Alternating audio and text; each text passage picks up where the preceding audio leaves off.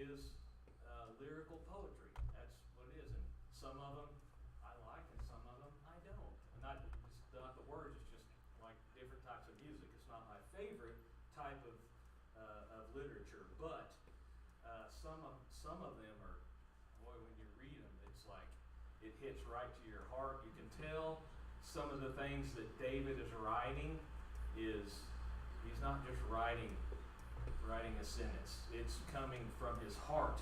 His mind and his heart is very emotional and very expressive.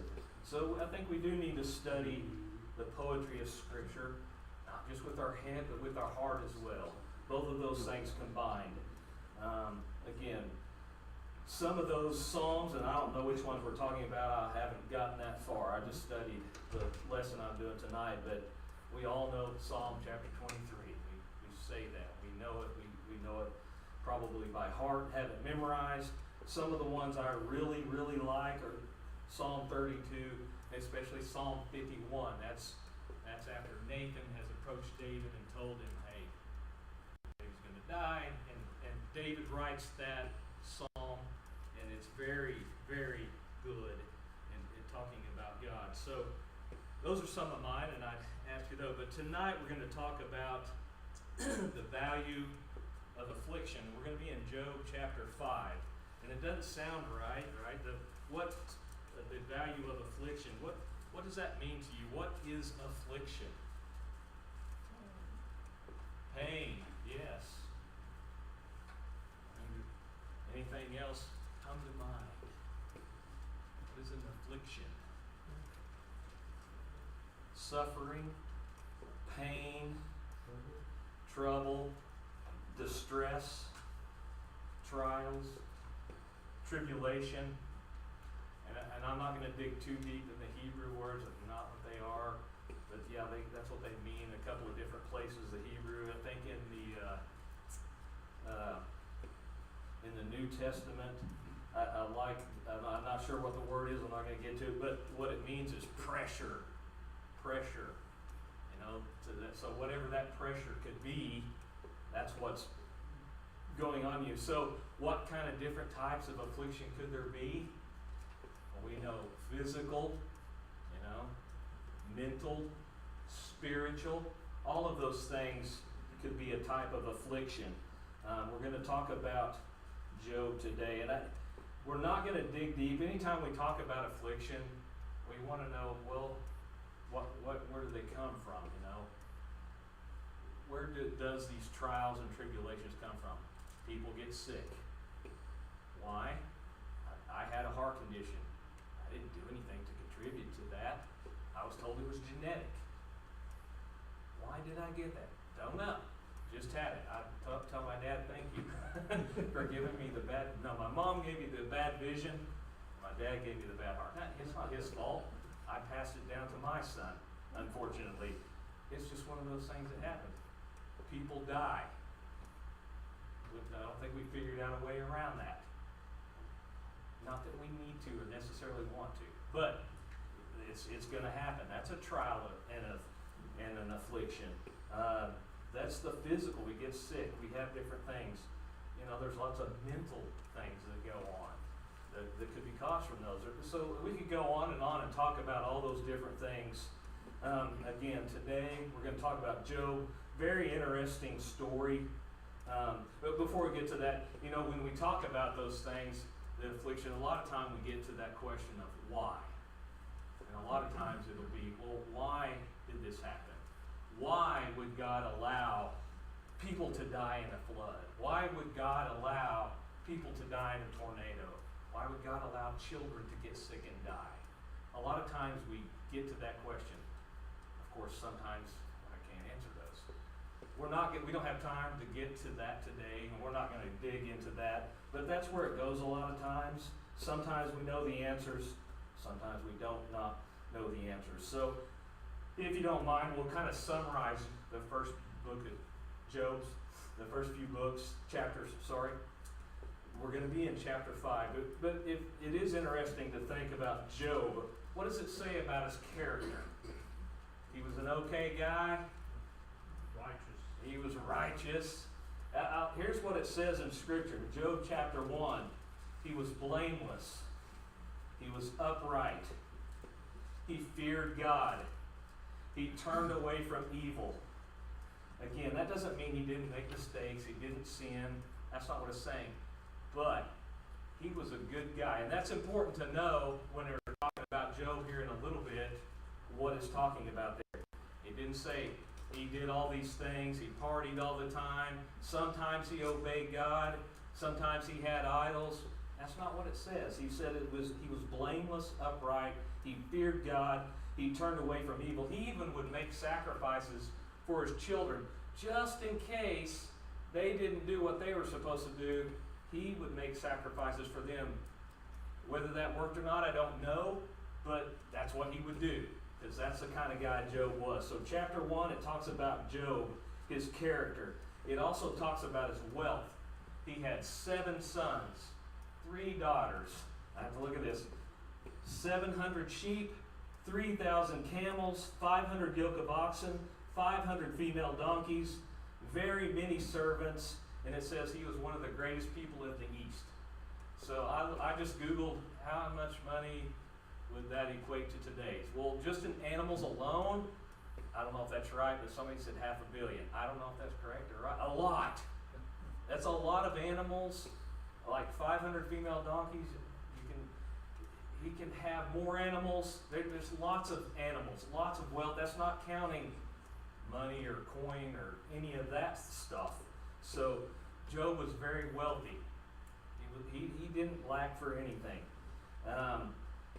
So what happens? And you read through this in chapter 1. One day, his children were all killed while eating a banquet. A wind came and blew the house down on top of them. All of his animals were either stolen or killed. Most of all of his servants were killed. Not all of them, but some of them like, well, we're all out there and I'm the only one that survived to tell you that your camels were stolen and they killed all the rest of us. So everything that he had that I just listed was gone. Except it never mentions his wife. His wife was still there, I guess. So, don't know anything beyond that, why that is the case, but all his children, all his animals, pretty much has nothing left over but his health. So, it is important to know that at the end of that, what did Job do? He cursed God, and no, he didn't curse God, he didn't sin against God, and he didn't charge God with any wrong. He was in mourning. So chapter 2, and we're skipping out and missing the conversations with God and Satan because we don't have time. But in chapter 2, Satan's like, hey, of course he's okay. He still has his health. God's like, okay. So Job gets sick, basically sores from the top of his head to the bottom of his feet. So he has no family, he has no animals, and I don't know, I haven't had sores like that, but it makes me think of somebody who's had shingles and it hurts to move, it hurts to sit, it hurts to lay down, it hurts to stand up. That's just what I've been told. That's probably how Job was. And no matter the movement, he was hurting. It hurt. So he's sick. He still doesn't blame God. Chapter 3, he finally said, Job has a little speech, and what's he say? I'm sorry that I was ever born. I hope nobody celebrates this day at all. This is the worst day that I was born. That's just a day that we just want to forget. I'm sorry that I was ever born. But he didn't say God did anything. He's sorry that he was born. And then in chapter 4 and 5, we get his good buddy Eliphaz. I thought it was interesting too. His 3 friends come to see Job. And you know what they do? Nothing for 7 days. They just sit down with Job for 7 days and 7 nights and say nothing. That would be hard. I don't know. It's just weird that when I read that. That's just a strange thing. So for a week, yes, sir, there's probably a good reason. Yes, there is a very good reason. The tradition is called sitting Shiva. That means 7. Mm-hmm. Even today, when someone passes away, the custom is you sit on the ground. You can't sit on the ground, got arthritis, whatever, a low chair. Yep. and then you sit for 7 days, and really you don't talk, you don't eat a lot, and that's the beginning of morning, is sitting Shiva. So that's Yeah. what they're doing, Okay. this is custom, they're doing what Yeah. they're supposed to. Which is, I figured there was a good reason. I didn't dig deep into that, but it's still interesting to this Western guy. I'm not Eastern line. That would just be weird for us. But yes, they're doing what they're supposed to do. They didn't say anything. They just mourned with him, basically. But then Eliphaz is his first friend who speaks up. Because after Job has said his deal. And we're going to read that. But what we're going to focus on is verse 17 through 27. Eliphaz's speech is, like I said, 2 chapters long. He basically goes in, he says some good things, but he also makes some pretty good assumptions. We're going to jump to verse 17 through 27. We're going to read 17 through 19, start there. Behold, blessed is the one whom God reproves. Therefore despise not the discipline of the Almighty. For he wounds, but he binds up. He shatters, but his hands heal. He will deliver you from 6 troubles. In 7, no evil shall touch you. So, before this, though, he talks about the righteousness of God. True. He talks about various things that are true. However, his theological understanding of what Job is going through is wrong. Eliphaz makes a wrong assumption. His assumption, so he incorrectly applies his understanding of the punishment to Job. Job, what you're going through, you deserve. Yeah, it's basically what he says. He implies that Job was being punished for sin. Now, us knowing the backstory, we know that Job is not being punished because he was sinful, because he did something, that he had idols and he was worshiping other idols instead of God. We know that's not true. It says he was blameless, he was upright, he feared God, he did what he was supposed to do. But that's not Eliphaz's assumption. So, again, what does he get right? The one thing that he does get right is that affliction can be valuable. It absolutely can be valuable to us. It can be valuable to Job. It was valuable to Job. That's a true assertion. The rest is wrong. So how can this assertion or affliction be valuable to us? Again, there's no one in this room who hasn't gone through something, whether it's a physical issue, except I know Owen Keel, 91 or 2 years old, he had never been in the hospital until 2 or 3 weeks ago. That's pretty good. I've already beat him on that, and I know many of us here have at least spent one night in the hospital. Like, that's pretty good. And there's probably other people like that. But he has other afflictions. We all have afflictions. There are all different things. So it can be valuable. So one thing that he says that is very true is God is going to discipline his children. It is a blessing to be disciplined by God. Why? What? Shows his love. Yeah, absolutely. It's kind of like, absolutely, he loves us, he cares for us, and if he didn't, he would just like, I don't care what they do. Just let them be of their own accord. But because God considers us his children, he disciplines us. I mean, as a child, you don't get that. You know, you hear when your dad disciplines you, and this hurts me more than it's going to hurt you, and you're like, yeah, right.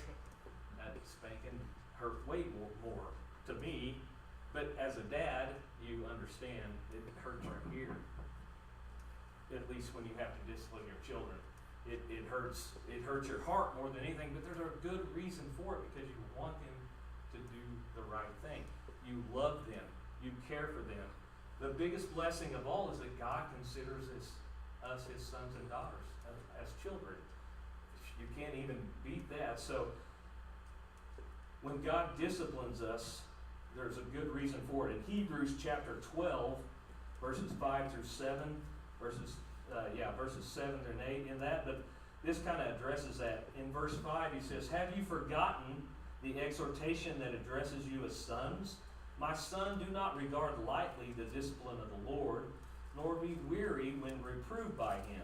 For the Lord disciplines the ones he loves, and chastises every son whom he receives. It is for discipline that you have to endure. God is treating you as sons. For what son is there whom his father does not discipline? If you are left without discipline, in which all have participated, then you are illegitimate children and not sons." I want to be a son of God. I want to be considered that. And to be considered that, God is going to discipline you. And we know how that works too. Sometimes it takes longer for us to figure things out. Sometimes our afflictions or trials have to go on a little longer maybe because God needs to get his point across. So it can also, these afflictions can motivate us to turn to God rather than away from him. So Psalms chapter 119, when we go to the poetry there, verses 67 and 71, "Before I was afflicted, I went astray, but now I keep your word." In verse 71, "It is good for me that I was afflicted, that I might learn your statutes." So, sometimes, and we could go through all the afflictions. Oh, I had this. I didn't do anything to get this sickness. Sometimes we do dumb things or things that we shouldn't do, and we have consequences. Things happen to us because of our actions. So there's all those different things, and of course that's easy to understand. Well, I did this. This is the consequence that happens. That makes sense. And sometimes things happen to us that we don't understand. But we can still learn from that. So God disciplines his children. It can motivate us to turn to God rather than away from him. I like here, though, what he talks about, what happens after God does discipline or give us, if the affliction is from him. What he bruises, he binds up. He wounds, but his hands make whole. So the same God who may have inflicted the pain or the trial or the suffering is the same God who will heal the wound as soon as the instructional purpose is accomplished. So there's definitely good things that can happen from that. And we learn from that. Sometimes we don't, again, understand, why did I go through that? Why? Whether it's a physical thing, a mental thing, or a spiritual thing. Why did I go through that, God? But sometimes it takes a while to understand, or maybe to at least grow from that. I did this wrong. I could do this better. I need to be better in this way. I need to be better with certain people. I need to be better with how I interact with people. I need to be better with my attitude. I need to be better with how I react to things. There's lots of things and lessons that we can learn, and sometimes that's why we go through those things. So again, in this verses, we see that Eliphaz makes a wrong assumption, but his statements in general there are true. There's things we can still learn. God is going to heal us, even when we're wounded in that. He's going to take care of us. So one thing that Eliphaz isn't, it seems, he's not a very good encourager. And we'll see that here in just a minute. Let's look in verses 20 and through 23. Of chapter 5. He's going to continue to talk about the different things where God is going to protect you. In verse 20, "In famine he will redeem you from death, and in war from the power of the sword. You shall be hidden from the lash of the tongue, and shall not fear destruction when it comes. At destruction and famine you still laugh, and shall not fear the beasts of the earth. For you shall be in league with the stones of the field, and the beast of the field shall be at peace with you." So he's talking about the different things, and remember, this is Eliphaz talking to Job. Job, look, God is going to protect. He's going to redeem you from death, or he's going to protect you, yes, from death in famine. You're not going to starve to death. In war, he would protect you from the power of the sword. Again, two of the most feared things back in that time. I mean, yes, we fear war. I don't want to go to war, but famine necessarily, because I've never really been starved to death. And probably most of us have not. Maybe some. But this isn't a third world country where people struggle to find food. And a famine is something that still goes on. But back then, a famine, yeah, that was something to be feared, and war for sure. Also the scourge of the tongue. And when we've all, I'm sure, felt that. When people talk about you or say things that aren't true or whatever it might be. God will protect you from that. You'll have no fear of destruction, no fear of famine, no fear of war, no fear of the beasts of the field, no fear of nature. It's interesting that he's saying these things, because just what happened to Job? What killed his children? Nature. A storm. What killed his animals? Kind of war.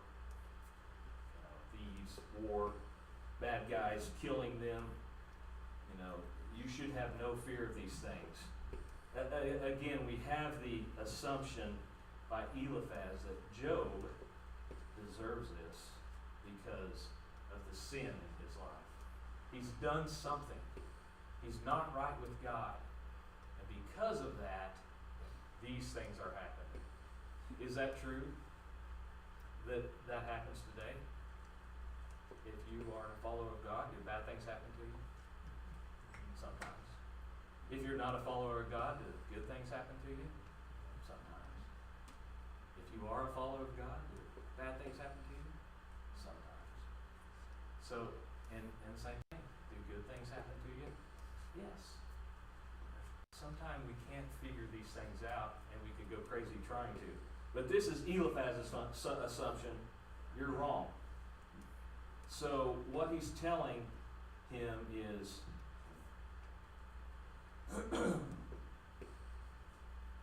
again, his assumption. You've been adversely afflicted by both the sword and by natural disaster, and you're not being protected by God because you're not doing the right thing. You are not right with God. Therefore, these things are all happening.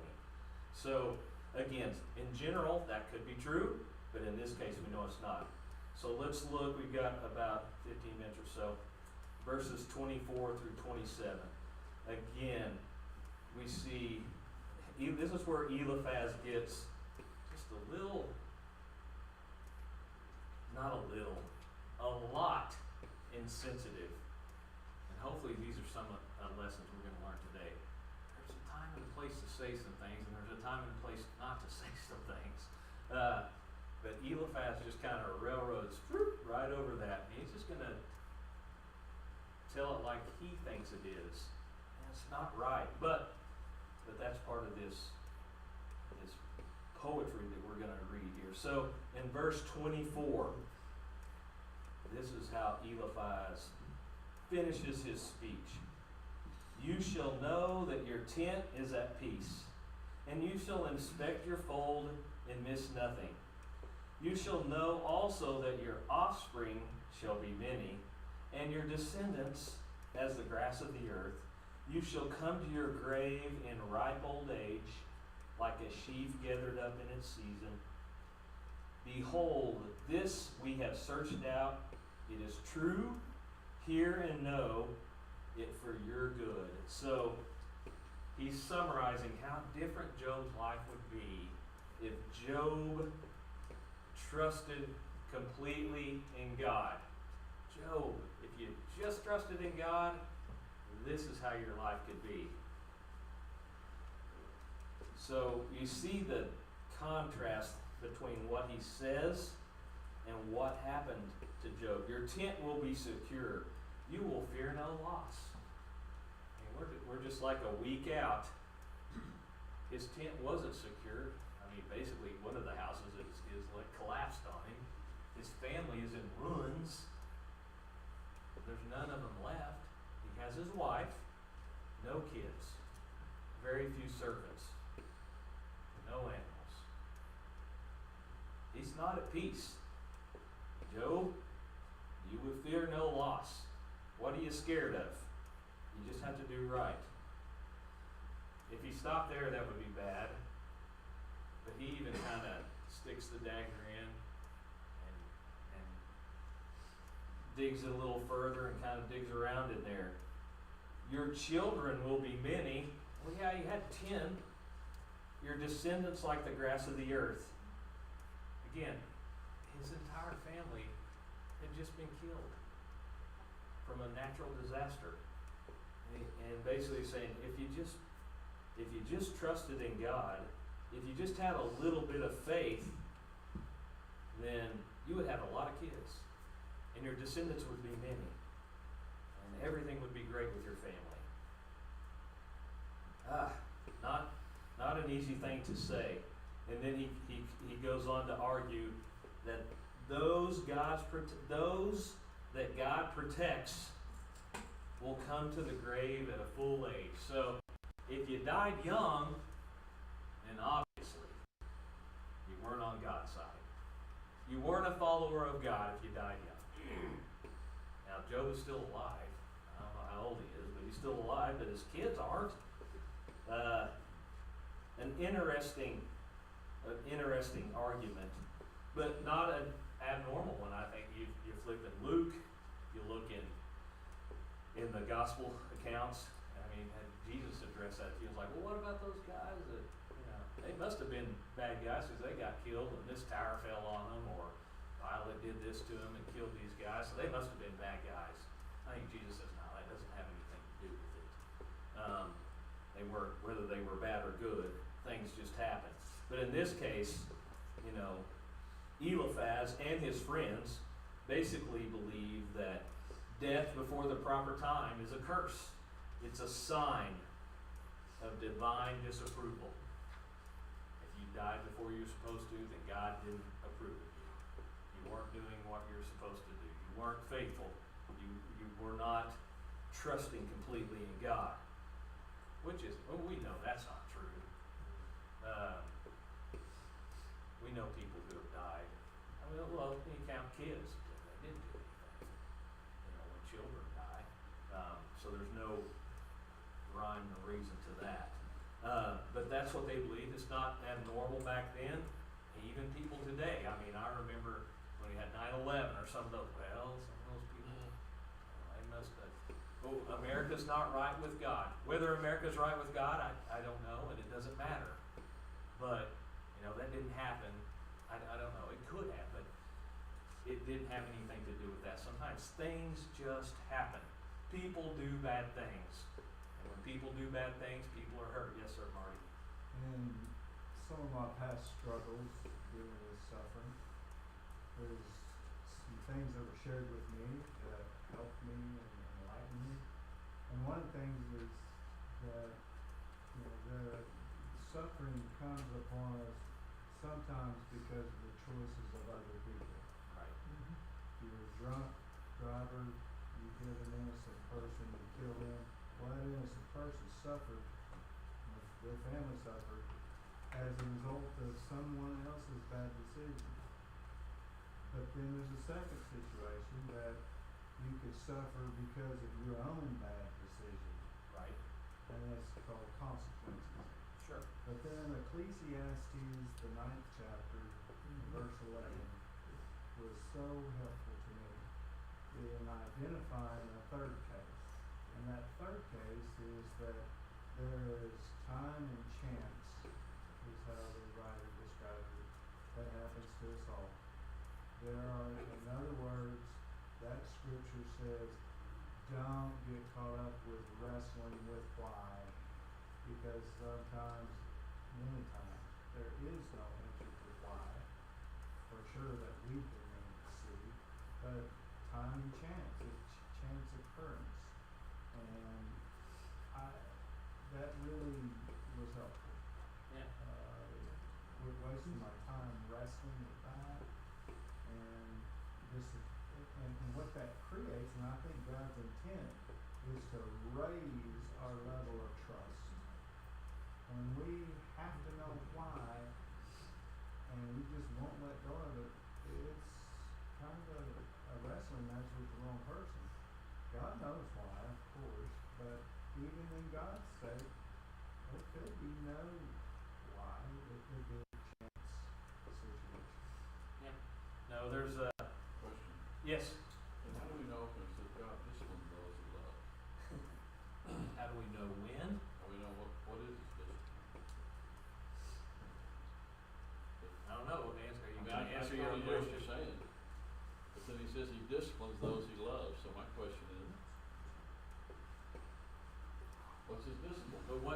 does that mean? What does that mean?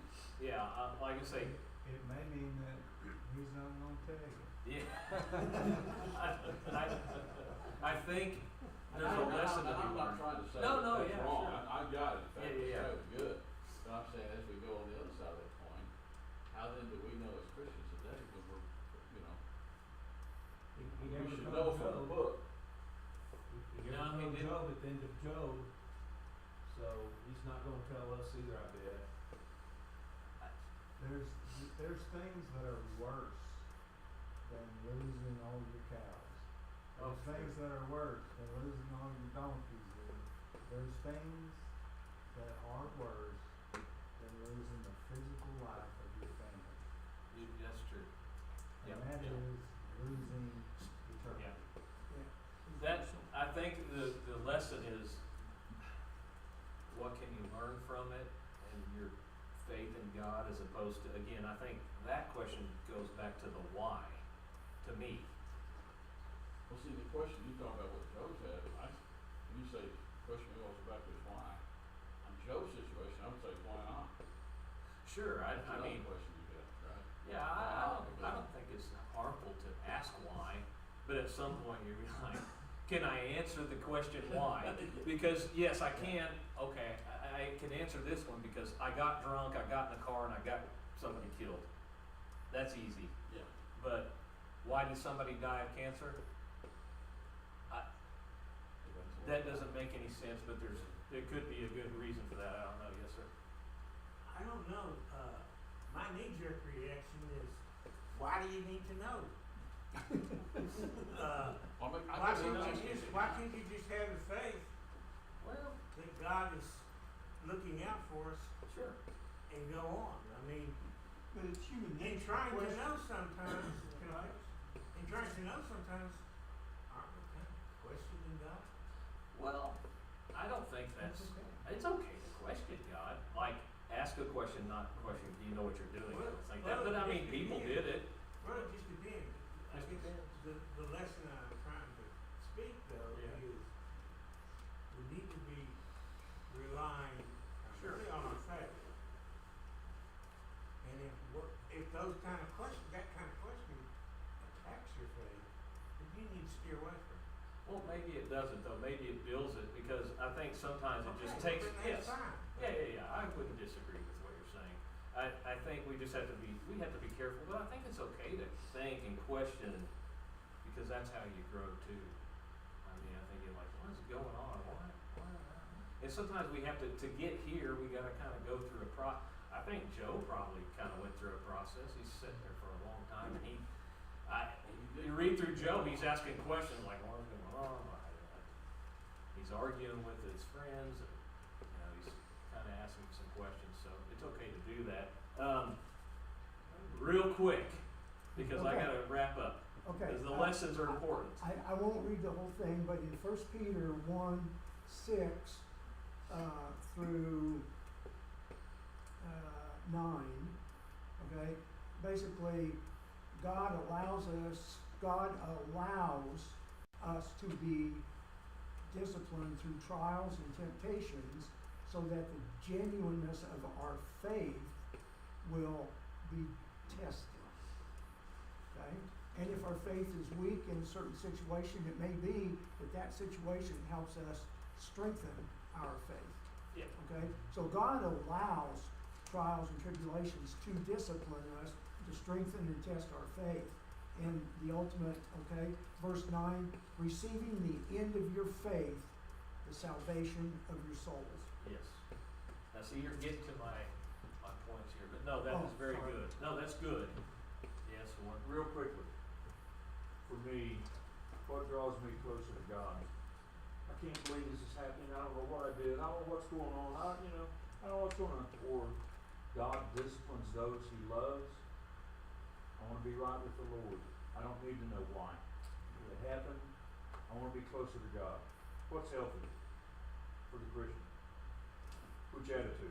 Yes, but yes, I agree. But sometimes that's a different process for everybody. I understand. I mean, and it's okay. It's like grieving. Some people are like, okay, this happened, boom, I'm already step 3. Some people, they're stuck in step 1 for a while, and then they get to step 2, and then they stay. back to step 1, step 3, it just takes a while. No, I don't disagree. At the end is what's important. So just some quick things, and the third one's real quick. What can we learn from this? I think it's important to think, the first thing is, I thought this was important, be careful when we apply general principles to specific situations in life. In general, a lot of things apply, but maybe not for Stan when he went through something.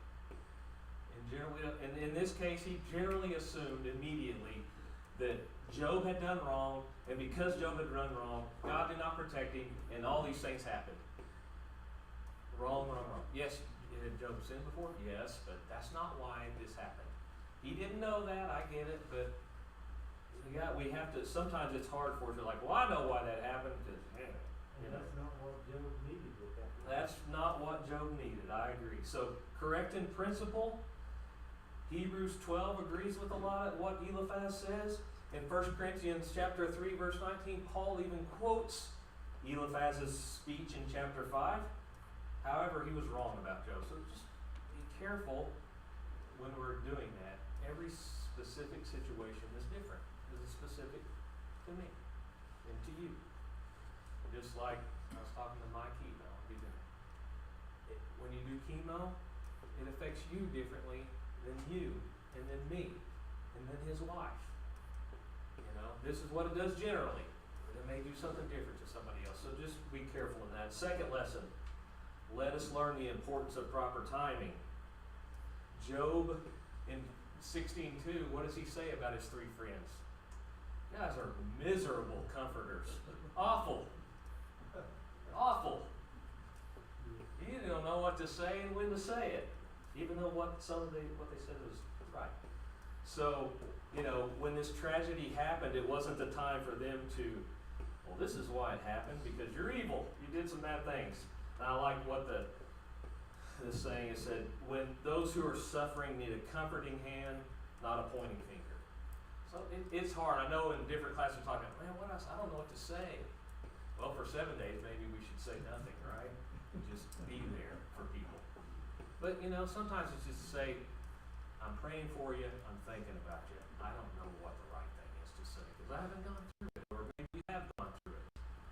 But being there is maybe the best thing. Just, it's hard to know what to say, but being there for each other is a good thing.